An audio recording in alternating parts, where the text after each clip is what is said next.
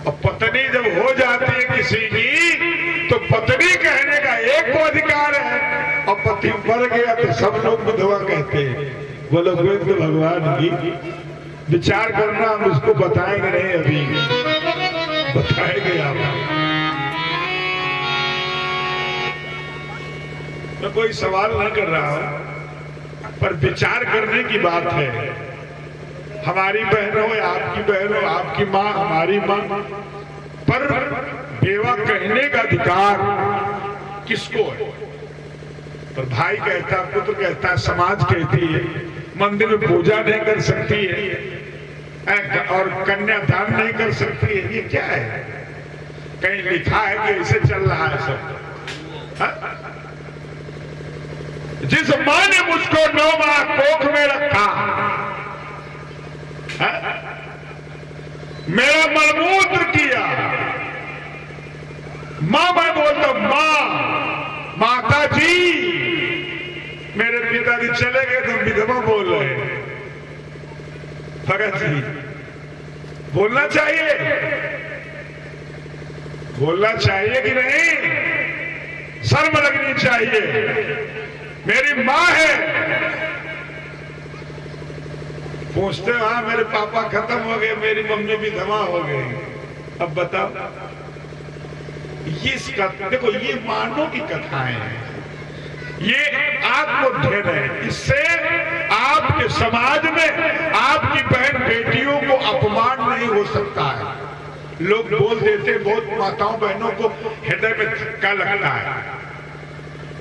जब तो क्या जवाब देती है? तो हुई एक दिन विधवा हुई है। विचार करना। तुम चल इधर बैठ जाओ, हटाओ आज कुर्सी। मेरी माँ है, मेरी बहन है, मेरा बहनोई जीवित है तो मैं जीजा कह रहा हूं। क्यों जीजी कहता हूं? पैर छूता हूं। बहनोई निपट गया तो कहते मेरी बहन विधवा हो गई। बाहर जबरन बा शास्त्र पुराण बा, यही नीति है क्या? ये रीत नहीं है, न नीत है। ये अज्ञान लोग हैं जिनको ज्ञान नहीं है। चलो जिनको ज्ञान है वो भी आज के समझदार में लोग दुत्कार देते हैं। 4 बहुएं हैं घर में, अब अगर माता जी बेवा हो गई तो चारों बहुएं आपस में कहेंगी, मम्मी का बाद में बोला है वो, अरे राम राम राम। बहुएं बोलती हैं, मम्मी बोल रुक जाओ, करेला की मतलब करेला की नहीं आई है, और राम राम राम राम। अब तो सब कुछ करे, पापा नहीं आई तो करेला की नहीं आई। क्यों नहीं करने लायक है? मेरी मां क्यों नहीं कर सकती है? मैं पूछता हूं विद्वानों से, क्या बोला जाएगा? अगर मेरी मां बेवा है, अगर पूजा कर देगी तो क्या वो मर जाएगा? अगर यज्ञशाला में बैठ जाएगी तो क्या यज्ञ गंदी हो जाएगी? मेरी मां बेवा है, अगर कन्यादान कर देगी तो क्या कन्यादान गलत हो जाएगा?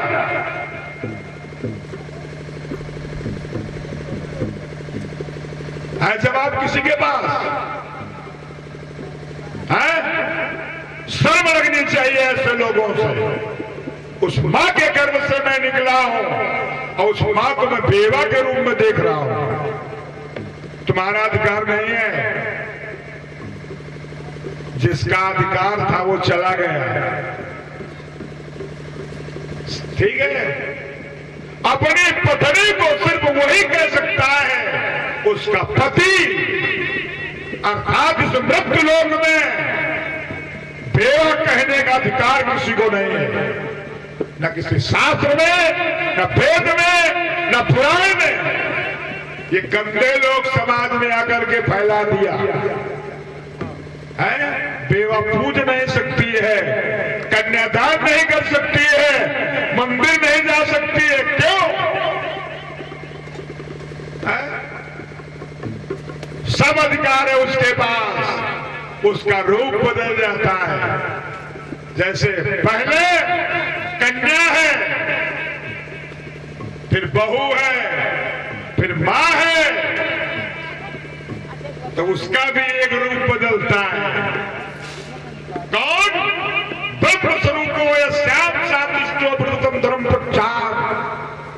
पति की मृत्यु हो जाए तो वो पत्नी अगर समझदार है तो उससे बड़ी संसार में कोई पतिव्रता नारी ही नहीं है। बोलो गोविंद भगवान की, उससे पवित्र कोई नारी नहीं हो सकती है। हो सकती है? यह चल रहा है सब ऐसे है? देखो, मैं किसी का विरोध नहीं करता हूं, चाहे गांव में 10 कट्ठा हो, हमको भी बुलाया करो न्योता में सुनने के लिए। चाहे आप ब्राह्मण लाए, चाहे यादव लाए, चाहे निषाद लाए, वो आपकी मर्जी है, पर विद्वान लाए बस, ये मैं चाहता हूं। आप विद्वान लाए जो कथा सुनाता हो, समाज को, माताओं बहनों को ज्ञान दे, बहन बेटियों को ज्ञान दे, पर कथावाचक लाए, कथांदर वाला न लाए। भले 2 रुपए ज्यादा लगे, पर अगर कथावाचक लाओगे तो आपके बच्चों पर, आपकी बच्चियों पर, आपके गांव में बहुत बड़ा परिवर्तन हो सकता है। ये मैं विश्वास के साथ कहता हूं। और सैया बलवा के लाओगे तो समाज और बिगड़ जाएगा। बहुत प्यास है, आंखी मार मार गावत है, दारू पी के गावत है, व्यासपीठ में गाओ बजाओ, हमसे इजाजत से मतलब नहीं है, ये आपका विषय है, पर कथावाचक बुलाओ, बस ये कहना है। अगर अच्छा विद्वान आएगा तो आपके गांव में परिवर्तन होगा, आपकी बहन बेटियों का चरित्र बदल जाएगा, आपका कर्म बदल जाएगा, आपका समाज बदल जाएगा, आपका गांव बदल जाएगा। अगर विद्वान पुरुषों से आप कथा कराओगे तो ठीक है, और ऊट पटांग के कथावाचक लाओगे, मतलब ये ना सोचना कि हमको डांट रहे हैं। मैं एक सार्वजनिक बात कह रहा हूं और मैं किसी विशेष जात व्यक्ति को नहीं बोल रहा हूं। आपका गांव है, आप कहीं कथा सुनने जाए, अगर वहां भी कथावाचक कथा नहीं सुना रहा है तो कथा मत सुनिएगा, कहीं जाइए। आप कथा सुनेंगे तो आपके जीवन में परिवर्तन होगा, आपके बच्चों में परिवर्तन होगा और आपके गांव में परिवर्तन होगा। आप हमको बुलाए न बुलाए, इसके लिए हमें कोई टेंशन नहीं है। आप लोगों के आशीर्वाद से गोवा में मेरा आश्रम है, हमारा बहुत अच्छा जीवन कट रहा है। हमारे गुरु ने हमको बहुत अच्छा रास्ता बताया, तो रोटी धोती चल रही है इतने बहुत। बोलो गोविंद भगवान की। आइए 2 लाइन भगवान का भाव। पर माताओं बहनें अगर बेवा हैं उनको दुत्कारे नहीं ना, वो भी मां वृद्ध अवस्था है, उनके हृदय में ठोस ना लगे, हमारे कहने का ये मतलब है बस। अगर बेवा मां मंदिर में पूजा करेगी तो दोष लग जाएगा। है किसी के पास जवाब? 10 किलोमीटर तक मेरी आवाज जाती है, मैं माइक के माध्यम से चैलेंज देता हूं, हमारी इस बात को कोई काट दे तो 5000 रुपए में उसको इनाम दे सकता हूं। बेवा माताओं को अगर मंदिर में बैठा दिया जाए, दोष नहीं लगता है। हाँ, अभी कथा आ रही है, सुनाएंगे आपको कौन कौन बेवा है, हम उसी की पूजा करते हैं, उसी को पढ़ते हैं। बोलो गोविंद भगवान की। हाँ, आइए मानस की ओर।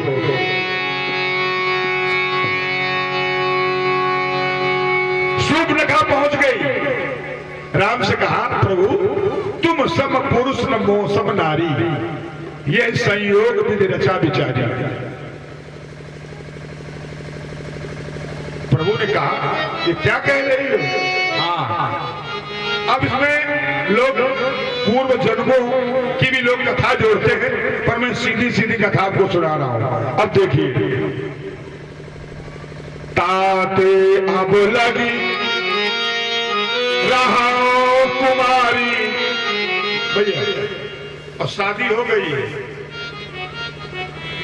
विद्युत जीवा इसके पति है, मृत्यु हो गई है, देवा स्वरूपा थी और रूप बनाकर पहुंची राम के सामने, तो मर्यादा पुरुषोत्तम राम से बोल रही है। रामचरितमानस अरण्य कांड की कथा है। क्या कह रही है? ताते अब लगी रहा कुमारी और मनु माना तो तुम्हें मैं कुंवारी हूं, अभी तक कुंवारी बैठी हूं, हमारा विवाह नहीं हुआ है, प्रभु आप मेरे साथ विवाह कर ले। तो प्रभु राम ने कहा, सीता चितई कहे प्रभु माता, अहाई कुमार मोर लग भ्राता। सीता की ओर देखा, कहा हमारा विवाह हो गया, मेरा भाई कुमारा है, क्या हो गया? रखते हुए रखते हो,